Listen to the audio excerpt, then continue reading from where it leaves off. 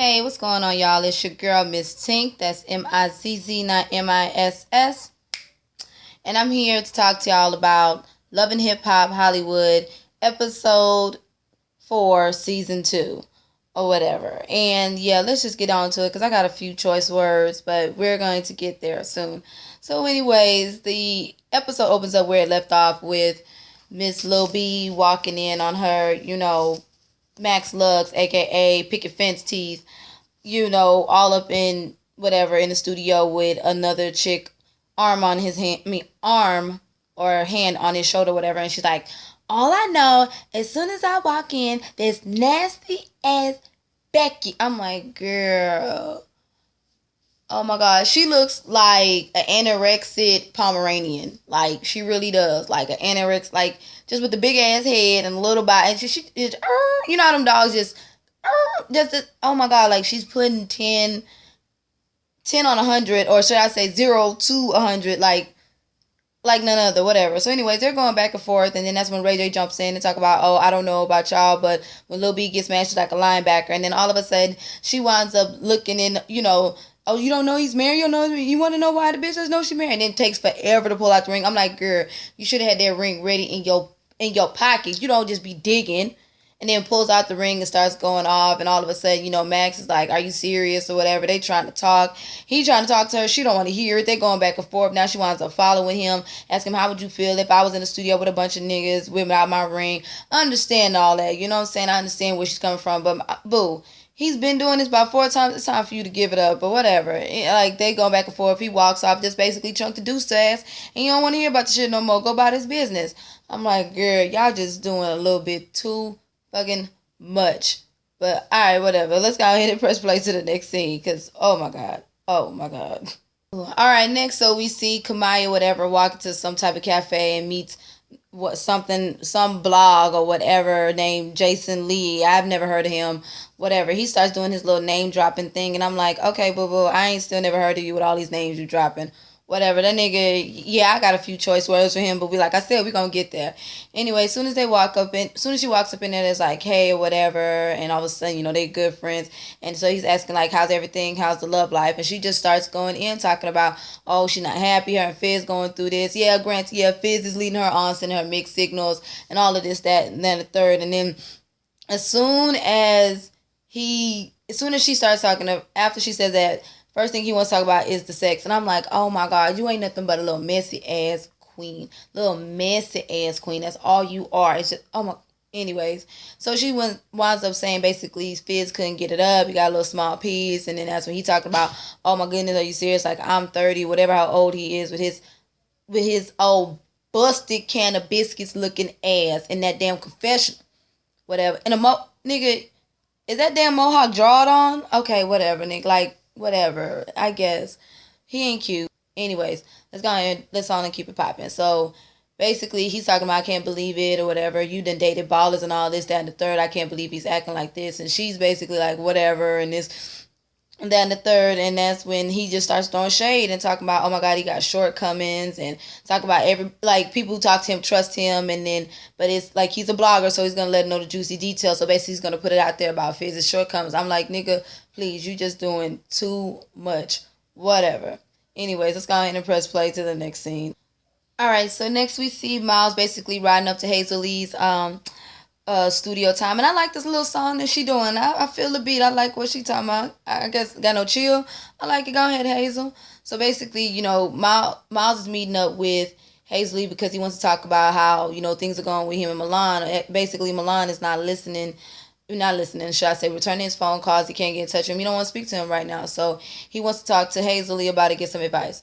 And I felt where Hazel Lee was coming from, basically saying, like, he really cares about you. You need to be, real with his, with your feelings for him, and show him that you really love him, because his heart is on the line. And two, she also understands how it's hard for a gay black man to be a rapper because of the homophobic, which I completely understand. It's stupid. Like, it's 2015, get over it. Like, especially when you got niggas like Lil B and Young Thug doing the extra gay shit that I ever seen. Like, what the hell did y'all What y'all be tripping on? Like, why y'all worried about who the next man or next person sleeping with when it ain't got nothing to do with your money? Worry about getting your money and doing your shit and getting your record sales up. I'm just saying, like, y'all, oh, whatever. I'll never understand that. But anyways, like I said, Hazley basically gives him good advice. Basically says, show him that you love him and that you're serious about him. And basically, Miles was like, Milan knew that he wasn't ready to come out. Talking about he got a lot of things on the line. Talking about how he used to be a youth pastor. And I was like, oh, okay, baby. I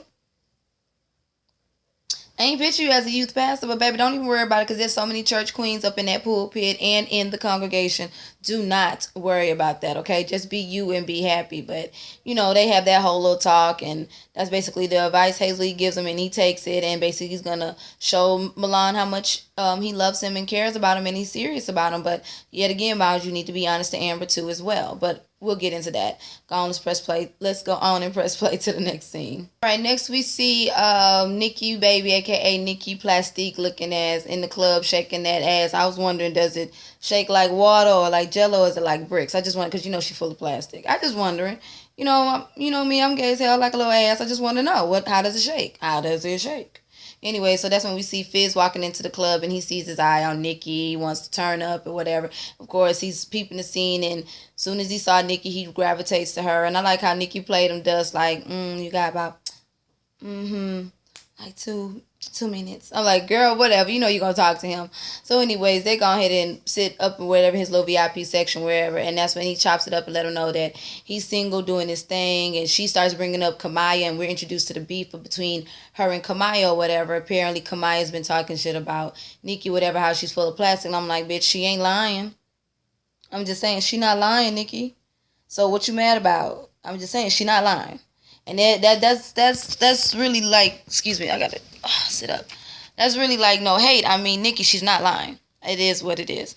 But anywho, so after that, that's when we see that them two start talking and want to talk about rekindling. And then she's basically, now Fizz is basically her main thing and Nikki is his main thing, talking about he looking for an appetizer or whatever. Like, basically, Kamaya was an appetizer, should I say.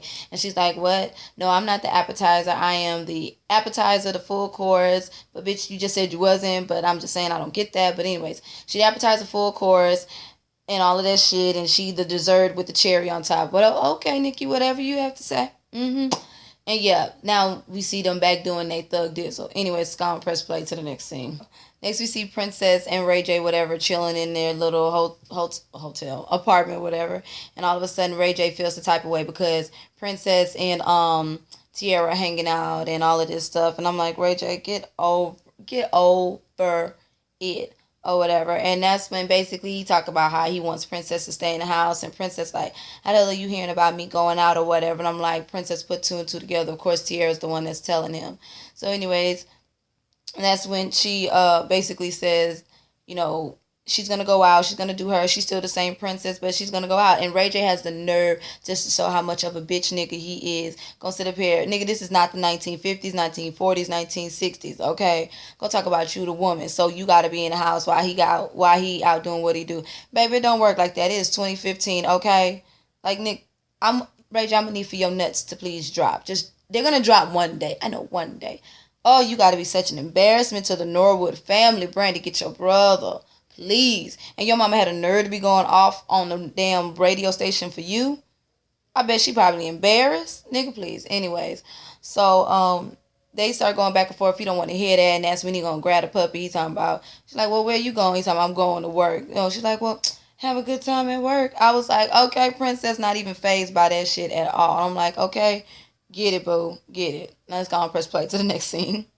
All right, y'all. So next we see the anorexic Pomeranian herself, a.k.a. Ticking Time Ball, a.k.a. Lil B, talking about how she been tripping and about where the hell her man been at, her husband, whatever his name is, Max Luck, a.k.a. Picket Fence Teeth. Yes. And all of a sudden, he hasn't been returning her phone calls or whatever. And now all of a sudden he texts to talk about he coming home. And she's sitting there looking like she about to have a damn nervous breakdown and shit. I'm like, girl, chill out. I'm going to need you to go smoke the blunt. Maybe you should have hit the blunt before you came home. Girl, a little something would do.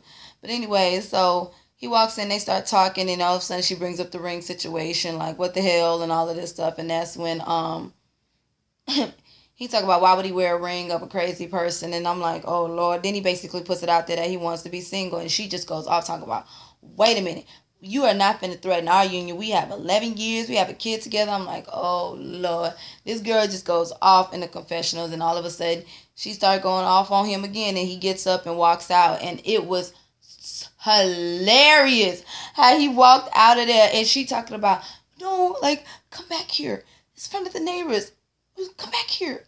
I might be saying it wrong, but Lord Jesus. Then when he took that ring and he's talking about this, since you worry about this ring so much, and just chunked it, I was like, oh my God, are you serious with yourself? He chunked the hell out of that ring, and she gonna run after him. I'm thinking she gonna run after him and hit him.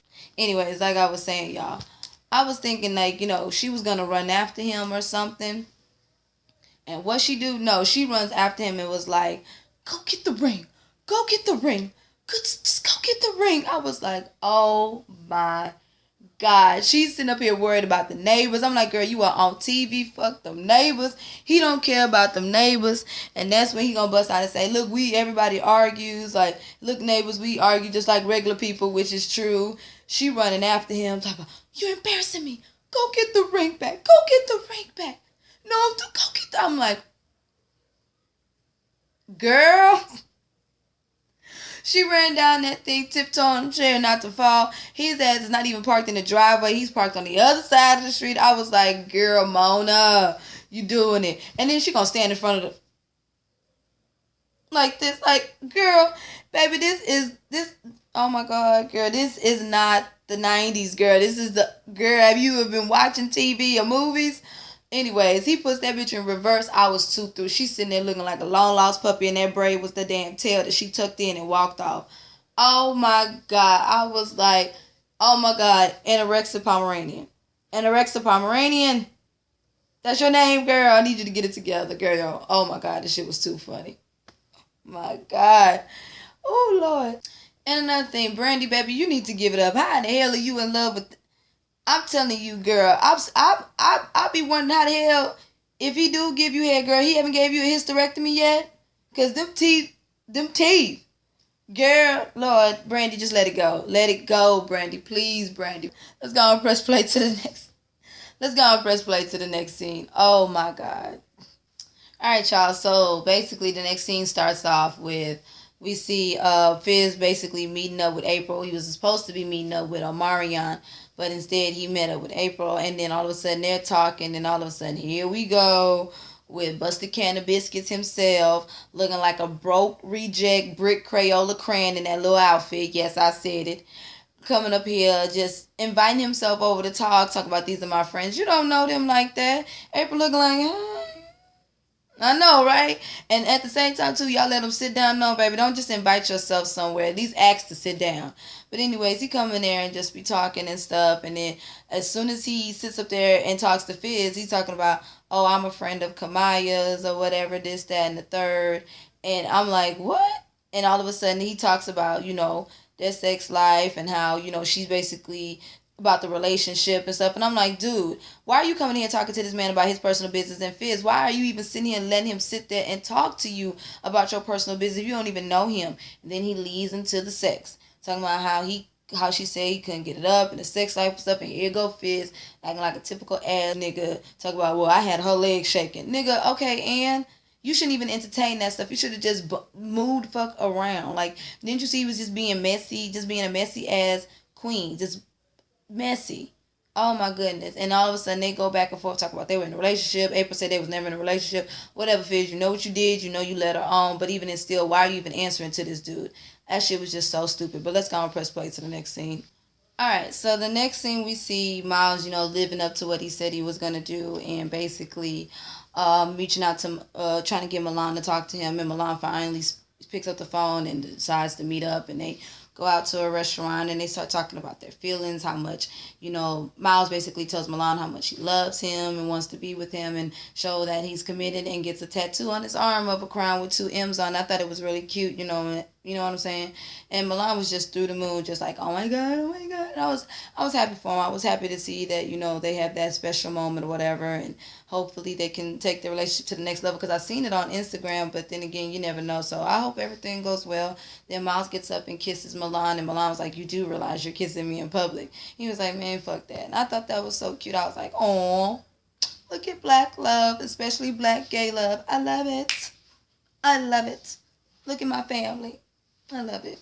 Anyways, gonna press play to the next scene. Alright.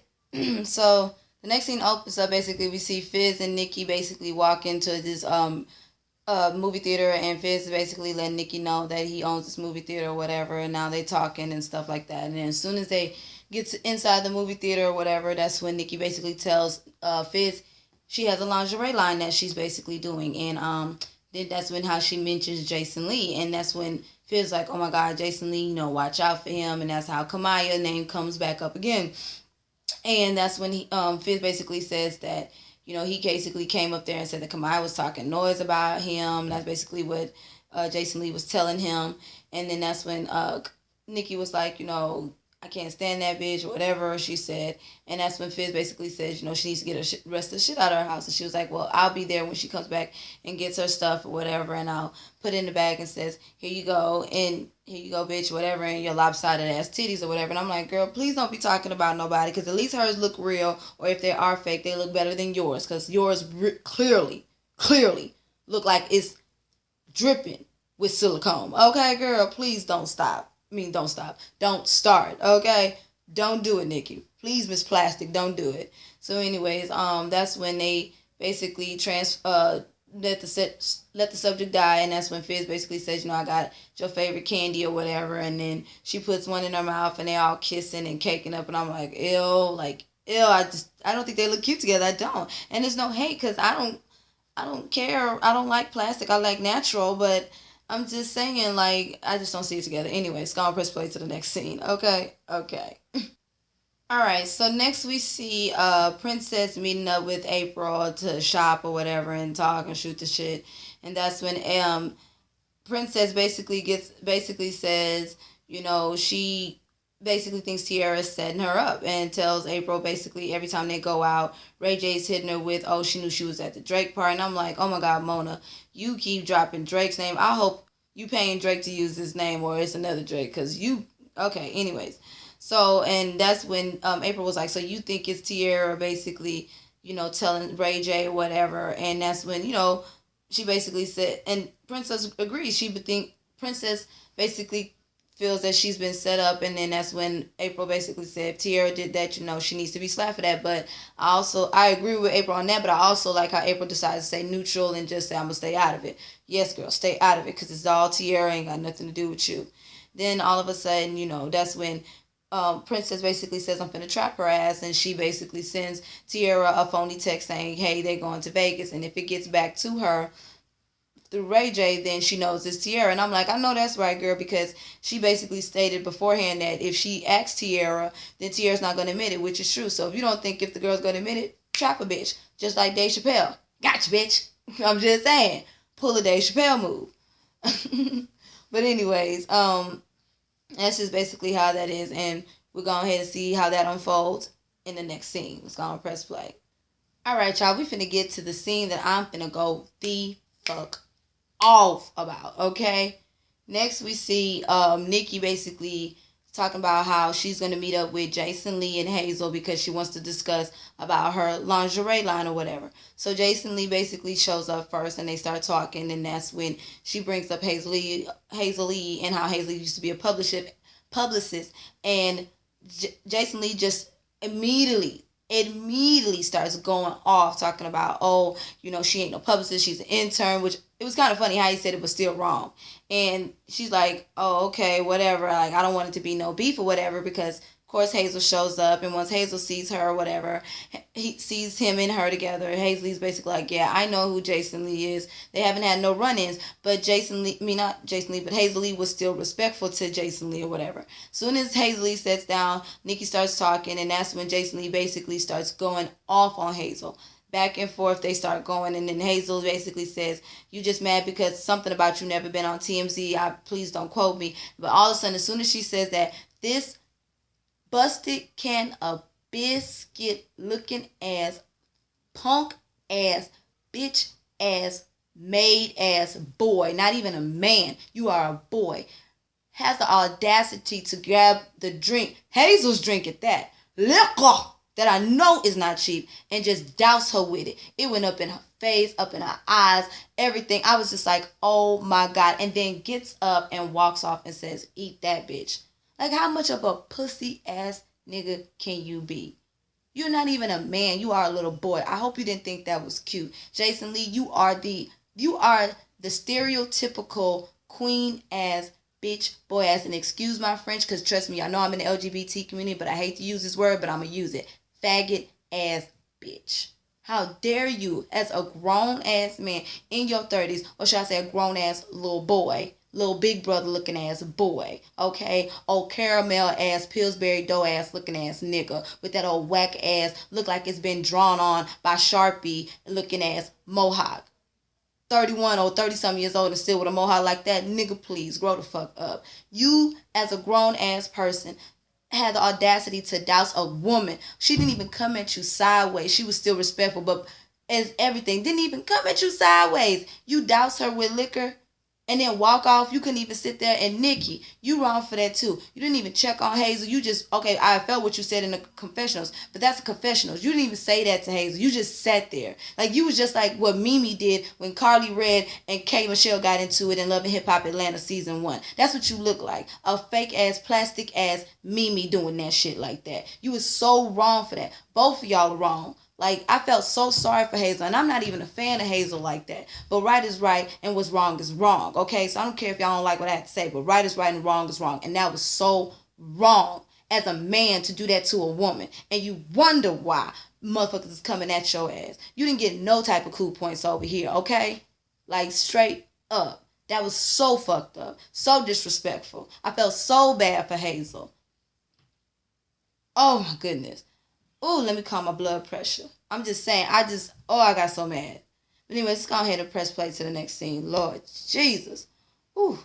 So next we see Amber Man, because y'all know, Amber Man, and next we see Tierra and Moniece meeting up or whatever. And Amber is still, oh my God, drama with Miles. Like, oh my God, girl, I want you to get it through your head. Like, I need you, that movie that they made that he's just not that into you, that's about you right about now, okay? Anyways. She starts talking to Moniece and Tierra all about her issue with Miles and how if he don't get his shit together, she gonna let his ass go, whatever. Yeah, girl, whatever. Anyways, then after that, she started talking about that shit where I wish she could go get a clue somewhere and open up her eyes. That's when Tierra basically says, oh, now she's been with her new best friend, which is Princess, and she falls right into the trap of Princess. I'm telling you, Dave Chappelle, gotcha, bitch. Had to throw it in there. Like, that was a Dave Chappelle moment. And falls right into the trap and texts Ray about her and Princess going to Vegas. Like, you thought you was doing something, but you fell into a trap. Now I see why y'all got into it, because Tierra, you was bogus ass for that. You was really bogus for doing that shit.